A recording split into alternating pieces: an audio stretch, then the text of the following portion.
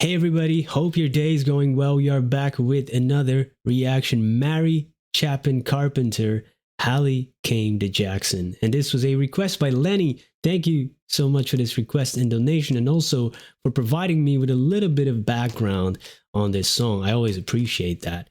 And I think Eudora Welty was a great American short story writer. Haven't read anything of her. I must add a story to my list. And I believe she wrote in her memoir about seeing the comet Halley in with her father. What was it, 1910 that it came by? And then later on, it came in 1986, right? So yeah, and so actually this song was inspired by the mention of that event in Eudora Welty's memoir. That's cool. So one artist honoring another artist. And it's coincidental that, man, it's just been like 2 or 3 weeks ago, I was thinking about comets, and I remembered the name Halley Comet because of films and stuff. I looked up, when is it coming back? And it's coming back in 1961. And then I looked, when was it here the last time? 1986, the year before I was born.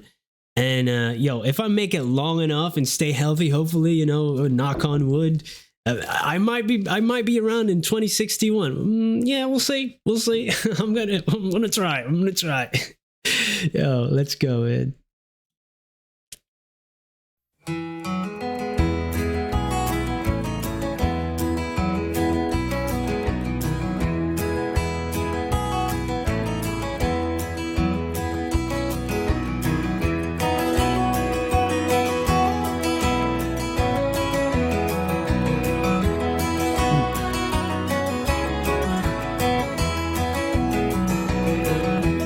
Late one night when the wind was still, Daddy brought the baby to the windowsill to see a bit of heaven shoot across the sky. The one and only time Daddy saw it fly.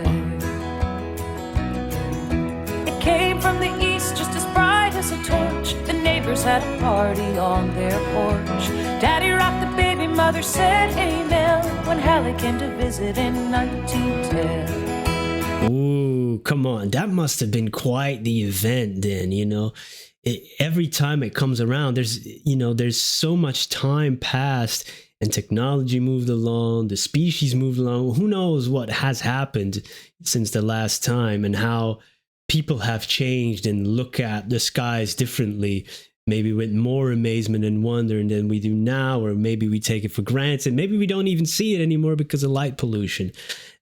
It's such an interesting way to think about it. And I think in the memoir, it was more like her father of Eudora Welty mentioned that he watched the comet pass by with her, and she's probably too little to remember, but that's a great memory to share. Like, yeah, you were there and I took you, we saw it together.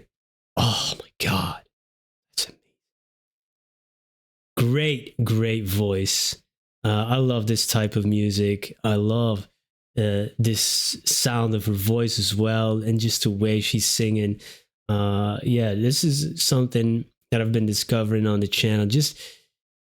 I have a name for this type of voice, but it's one I would class in my favorite categories in terms of the sound of it. You can't choose the sound of a voice. You can work on technique, you can work on lung capacity, breath control, but the sound of a voice, right, you can change it a little bit. But yeah, I guess that's genetic, and this is the type of voice I really enjoy.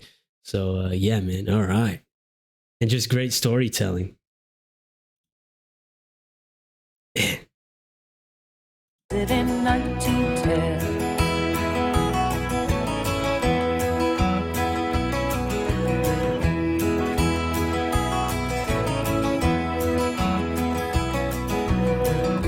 Now back then Jackson was a real small town, and it's not every night a comet comes around. It was almost 80 years since its last time through. So I bet your mother would have said amen too.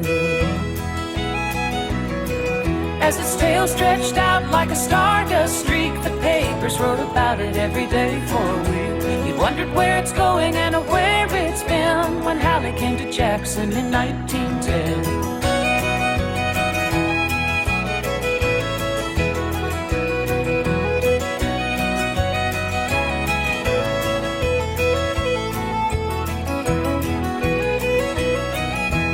Daddy told the baby sleeping in his arms to dream a little dream of a comet's charms. And he made a little wish as she slept so sound. In 1986 that wish came round. Wow. It came from the east just as bright as a torch. She saw it in the sky from her daddy's porch. As heavenly sent as it was back then, when Halley came to Jackson in 1910.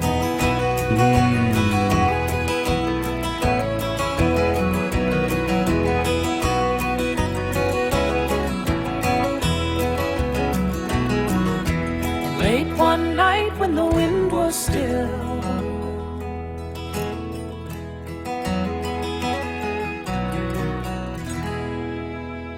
wow. This almost has a lullaby quality to it. It's very soothing. It's really good and really amazing writing. And it's just, I get a lot of sense, the sense of wonder and the sense of awe in terms of the writing and the voice. And also with the story, it's told in such a sweet and wholesome way, but it is a larger than life type story when you think about it. We're here on this planet, man, and we like to think we're in control of a lot of things, but man, we are not. And it's quite amazing, if you time it right, being born and going, you don't really have control over it. But if you time it right, you could have been here twice, you could have been on this planet twice when it comes around, once in, for example, 1910, if you're really little back then. And if you're fortunate enough to grow to a certain age, to 1986, you can be here still. And some people are born within that window and we're never here at all and, never get to experience it. That's, oh man, that adds to that sense of wonder for me anyway. So that's a really great concept for writing a song.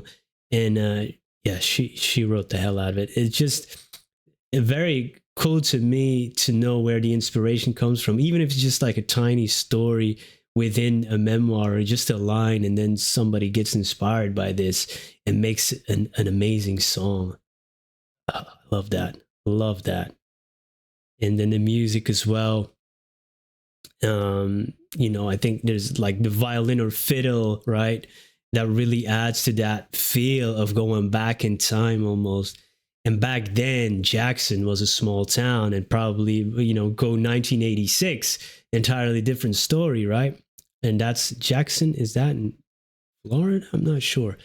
Yeah, man, amazing. I don't know if I'm going to be here in, 2061, I believe it comes back. That's what I said. I think so. Who will I be here? Will be, are we going to watch it with robots? Is it only going to be robots? Will we still be here? I don't know. Will we be here? Who knows? Man, only time will tell. Great song. And I'm already feeling inspired off of this. Thank you for introducing me to this song and this artist. And hit me with your favorite Mary Chapin Carpenter songs. And hopefully I can check out some more. Thank you for being here. Have a great day. Goodbye.